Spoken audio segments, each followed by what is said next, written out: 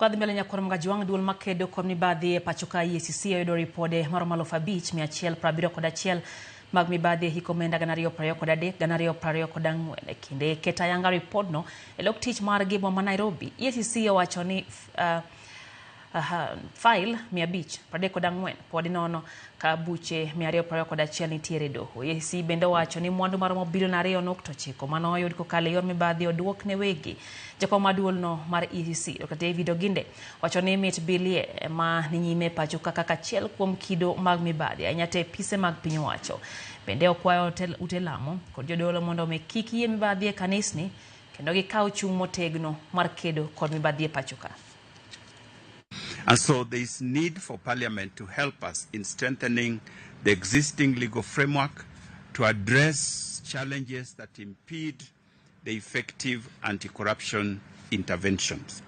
In this regard, we call upon Parliament. There's right now a bill, Anti-Corruption Amendment Bill 2025, that has been published by the Honorable Attorney General, and we commend her for that, to address some of the gaps that exist in the current laws so that the legal framework for fighting corruption can be strengthened.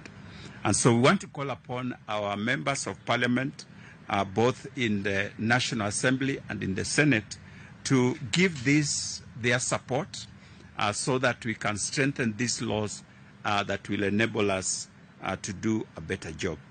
Members of the public are, of course, the key stakeholders. We want to call upon the public to discharge their civic responsibilities and supporting our anti-corruption initiative.